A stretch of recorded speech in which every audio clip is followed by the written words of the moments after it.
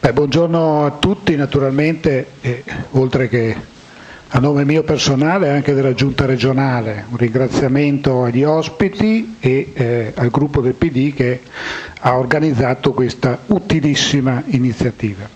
Dico utile perché capita anche rispetto a ciò che sta facendo la Giunta regionale a fagiolo, come si dice. Noi dal 2002 abbiamo una legge specifica, la 9, sulla sicurezza, che prevede già una serie di possibilità di intervento da parte della Regione a supporto degli enti locali, a supporto di iniziative per la sicurezza, eccetera. Abbiamo speso, volevo tranquillizzare il consigliere Fasoli e innervosire un po' i miei colleghi delle altre regioni, che questa legge dal 2002 in Veneto ha investito una cinquantina di milioni di euro sul tema sicurezza, in vari settori. Ecco, e qui credo, scusate nel ragionamento, condivido molto quello che ha detto il Presidente del Consiglio regionale, e cioè prima grande distinzione chi fa cosa. E allora la nostra è una legge tutta indirizzata per quelle che sono gli enti locali e le competenze degli enti locali. Quindi i presidi di sicurezza, caserme, carabinieri, guardia di finanza, cioè il supporto che l'ente locale può dare per propria competenza alle forze dell'ordine nel loro complesso rispetto all'attività che svolgono.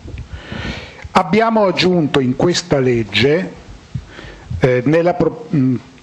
proposta di riordino della normativa 9 e quella sulla polizia locale, perché ripeto, se noi ragioniamo di enti locali le due cose sono strettamente correlate, perché l'altro strumento che noi abbiamo da mettere a disposizione rispetto alle tematiche della sicurezza è la profonda conoscenza del territorio che hanno i sindaci e la polizia locale. Il problema qual è? Che non c'è una struttura organizzata, abbiamo quasi 600 comuni con comuni che hanno da un vigile a 100-200 corpi organizzati come la provincia ad esempio di Padova. Quindi in questa nuova legge sanciremo il fatto che la polizia locale va organizzata su un'area ampia e non dico gerarchicamente perché rispetto agli statuti comunali non è possibile, ma sia costretta a lavorare in rete, quindi non una struttura a piramide ma con i vari nodi. E questo semplifica evidentemente da una parte i rapporti con le altre forze dell'ordine, la magistratura per l'attività investigativa, dall'altra parte alleggerisce per una serie di tematiche le forze dell'ordine. È evidente che se noi riusciamo come sistema degli enti locali a farci carico del rilievo di tutti gli incidenti stradali, vuol dire che altre forze di polizia faranno qualcosa di più specifico che altri enti non riescono a fare. Quindi ben venga nell'inserimento di questa legge quadro che stiamo studiando anche il capitolo che accoglie o può raccogliere quelle indicazioni più specifiche rispetto a questa tematica. La Regione finora, e ci tengo anche qui a sottolinearlo, uno dei pochi strumenti che ha per intervenire su una serie di tematiche tipo quella dei lavori pubblici, e parlo da assessore ai lavori pubblici in questo caso, non sono altro che esclusivamente che accordi di programma, perché non avendo competenza legislativa diretta, quando ci abbiamo provato, la dottoressa Colucci, e non solo se lo ricorda bene, lo Stato ce l'ha immediatamente impugnata, sono appunto gli accordi di programma, uno sottoscritto proprio qualche giorno fa col ministro Cancellieri, già predisposto ancora col precedente governo, è quello che riguarda proprio il controllo dei grandi appalti che ci saranno in Veneto, Pedemontana eccetera, mettendo in atto tutta una serie di procedure di informazione e fatta di comune accordo con l'ANCE, con i costruttori, con le associazioni di categorie coinvolte che convogliano tutta una serie di dati aggiuntivi presso le prefetture.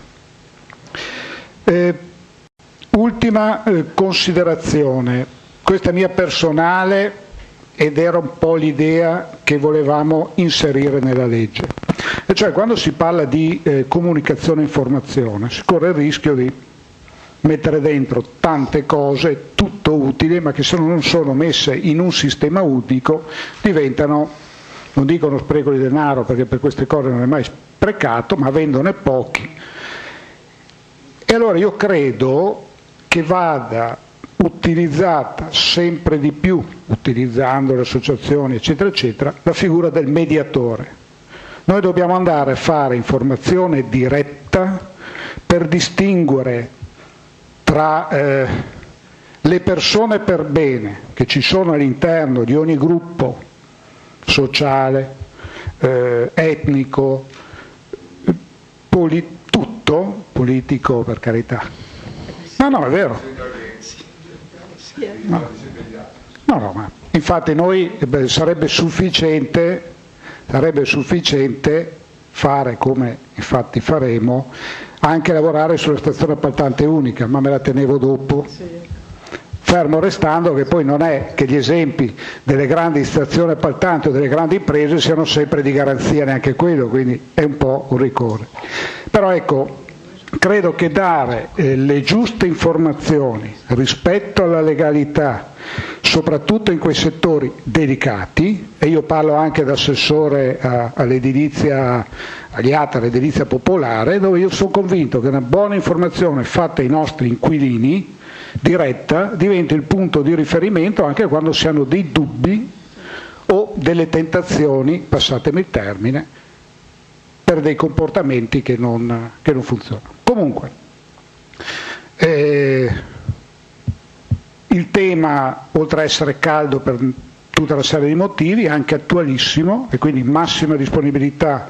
da parte mia, della Giunta regionale, proprio senza nessun preconcetto, neanche impostazione, di modificare, adeguare o inserire un titolo che al momento manca all'interno della legge su questa tematica specifica, per quanto è possibile fare. Grazie. Grazie molte.